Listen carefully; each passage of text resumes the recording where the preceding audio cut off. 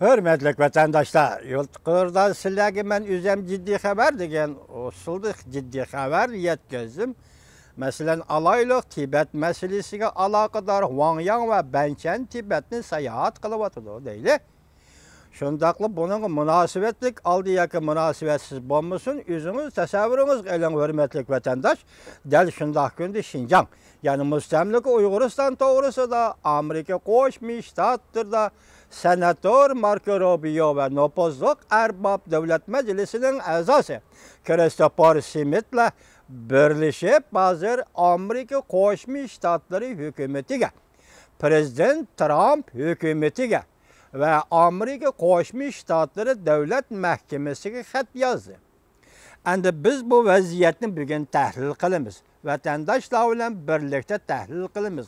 Tahlil qilishdan avval mandaq bir qiziqarlik ve siz bizning diqqatimizni qo'zg'aydigan mandaq bir ahvolga diqqat qiling, hurmatli vatandaş. O ahvol nima? Masalan, Amerika Qo'shma Shtatlarida nashrdan demayli boshqarilayotgan hukumatning boshqarishidagi Amerika Ovozi radiosida o'xshash bir kunda 8-ayning 30-kuni e'lon qilingan xabarlar va maqolalarning tizimligini sizga topshiray, hurmatli vatandaş, buni tahlil qiling. Hozir va'da bersam kelgusida o'rinlab ketammisam men o'zim yolg'onchi bo'lib qolaman. Biroq bu xabarlar, tuvandagi xabarlar, mavzularni sizga topshiraman. Men kelar qatimda buni tayyorlab kelishim mumkin, kelolmasligim mumkin. Lekin avval va'da berib qo'ysam, uning huddisidan chiqmasam yolg'onchi bo'lib qolaman. Lekin siz avval bu to'g'rida to'xtalamiz, buni anglang. Uningdan keyin ondan yana bir xabar, masalan, Washington 2 gün ciddi yığın açtı. Yani Aksaray 2 gün ciddi yığın açtı.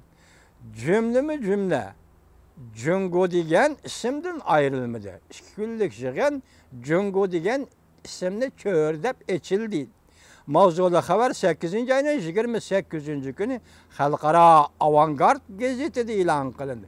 Andım biz siz bilen billa bu haberni cümle tahlil qilamiz. Evvel mavzular bilan tanışıp çıkan hürmetli vatandaş. Birinci, başta sizler gösterdik ciddi haberde. Ava bek istek beni keçiren vatandaş. Şinjan'da yüz bergen kişilik hukuk körzesi doğrusunda. Devlet Meclisi'nin köplegen azaları Amerika Qo'shma Shtatları hükümetiga xat yazıp, Jungo Kompartiyasi amaldarlarının bununla münasebetlik yuqori darajalik amaldarlarını jazolashni talab qildi. 8 ayning 30 günü Amerika Ovozi radiosi. İkinci, Amerika Qo'shma Shtatlar Devlet Meclisi'nin azaları Konzi institutları ve Jungo üçün dallallık kıladigan ammi şirketlerge zarba berish hayvisi ko'rsatdi. 8 ayının 30 günü Amerika Ovozi radiosi Xitoy tili programmasi. Üçüncü, Beijing'de o'tkazilmoqchi bo'lgan siyosat ve savdo sarxillari yig'ini o'rin yo'tkab echiladigan bo'ldi. Savdo urushning qurboniga aylandimi? 8 ayının 3 günü Amerika Ovozi Xitoy tili programmasi. Demek bu yig'in 11 ayda Beijing'de echilmoqchi ekan. Qarang, bunun da siyaset sarxillari ve savdo sarxillarining yig'ini. Hozir bu yig'in Beijing'de emas, Singapurga o'tkazildi. Hurmatli vatandaş. 8 ayının 13 günü Amerika Ovozi Xitoy tili programmasi. 4. Aksarayning bayonoti. Aksaray'ın bayanatı, Jungo'nun Çavuşengi besim işletişinin Çavuşen yadro kuralları meselesini hal kılışka hiç kandak yardım yok. Endi bunun ahmiyeti kamı diye davatıdır o endi. Bunun ahmiyeti kamı diye davatıdır. Ahmiyeti kamı diye davatıdır. 4. Amerika Ovozi radiosi Xitoy tili programmasi Jungo Xitoy tili programmasi 8 ayının 30 günü. 5. Aksaray'ın bayanatı.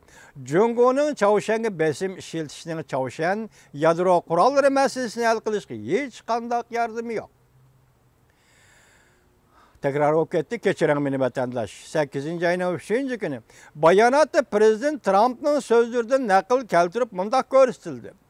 Biz yani Amerika bilen Cungo hükümeti oturusundaki soğudu macerası tüpeyle Çavuşan Cungo'nun besimiga duş geldi.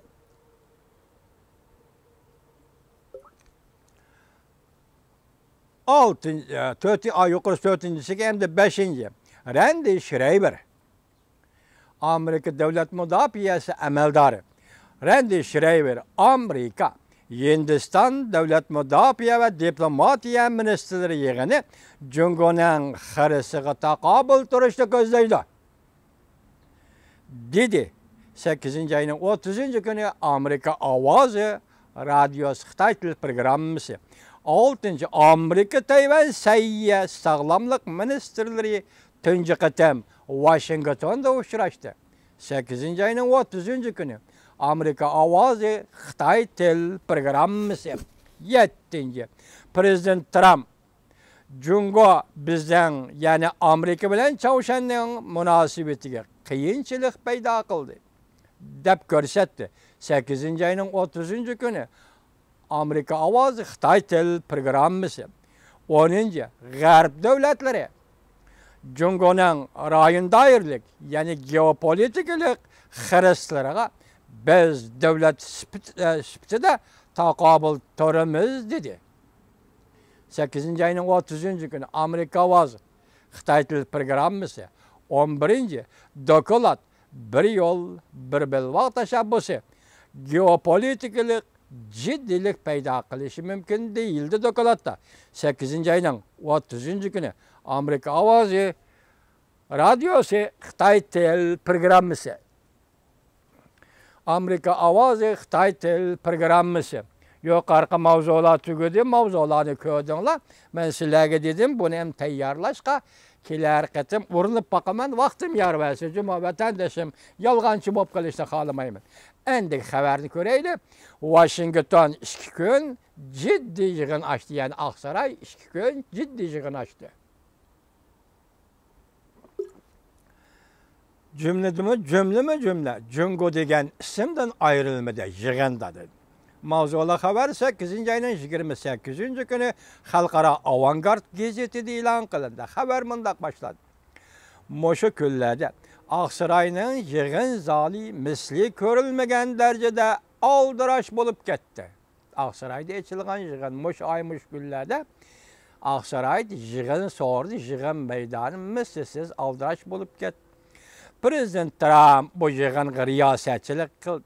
Kabinet azaları toplanıp yani bir taraftan Amerika, Japonya, Avrupa İttifakı 3 taraf emeldarları arkadan Washington'da baş koşup bir meydana olap yığın açıp Cungo degen isim ağzın düşmedi. Hem Aksaray'da Prezident Trump hükümetinin ciddi yığın açıldı. Hem müşebbeytti Japonya, Avrupa İttifakı hem Amerika vekilleri Washington'da uçraştıydı. 16. günü açılgan yığında Cungo'ga iktisadi embargo yürgüzüş meselesi noktalık muhakeme kılın. Aksaray'da 16. günü açılgan yığında Cungo'ga iktisadi embargo yürgüzüş. Ma yeni gepçim o vatandaş. Məxsus muhakeme kılındı. 23. günüdeki yığında Cungo'ga meblağ selişini çekleş. Yani oturgu koyuldu. İhtimal muşunun da hem Cungo'ga meblağ selişini çekleş hem Cungo'nun Amerika'ga meblağ selişini çekleş. Gepnin uzayı vezni bek ağır hürmetlik vatandaş. Bek ağır bu gep. Nimeden direkt birdi mesela değil. Amerika şirketlerinin Cungo'ga meblağ selişini çekleş. Şundakla Cungo şirketlerinin Amerika'ga meblağ selişini çekleş. Bu digellik Amerika Koşmuş Ştatları bilen Cungo Halk Cumhuriyeti hükümeti oturısı da soğudu münasebetleri üzüldü digellik mi ya ki ben hata muhakeme kıldım mı? Hata bolsa tanqid qiling, hurmatli vatandaş. Men şundaq sual, şundaq fikirge kelip qaldım. Ma cümledinçe Zektaş oturup koyuldu. 24-cü günü açılgan Aksaray'a açılgan yığında Amerika, Yaponiya, Avrupa İttifakı Cungona baş yolunu özgertişki mecburlaş meselesini muhakeme kıldı. Bu teheme eğer hürmetli vatandaş 24-cü günü açılgan yığında Amerika Koşmuş Ştatları, Yaponiya, Avrupa İttifakı Cungona baş yolunu özgertişke, yani siyasetini özgertişke deyip açıkla alaylı ya vatandaş, şunda mı? Siyasetini özgertişke, mecburlaş meselesini muhakeme kıldı. Demek ki Avrupa İttifakı, Yaponiya, Amerika Koşmuş Ştatları 3 devlet birleşip Cungona baş yolunu özgertiş. Meyli soğudu siyasi, meyli devlet siyasi özgertişke biz seni mecburlayımız. Ende qandaq aka yaxşıcaq bilish. Siz yaxşımı, nihao mu deydiğen devirler ketdi de vatandı, hürmetli vatandaş. Nihao mu deydiğen devirler endi ketdi de vatandı. Aksaray'da açılgan yığın. Bu yığın qaysı 24-cü günü açılgan yığın.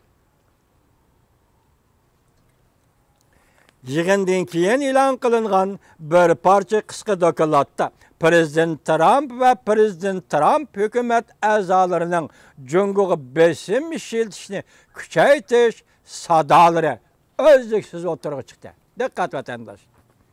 Yığın tugadi deyli, yığından keyin e'lon qilingan bir parça qisqa dokladda Prezident Trump ve Prezident hükümet a'zolarining Jungoga besim ishlatishni köpeytiş sadolari özlüksüz o'tirg'i chiqdi. Diqqat vatandaş.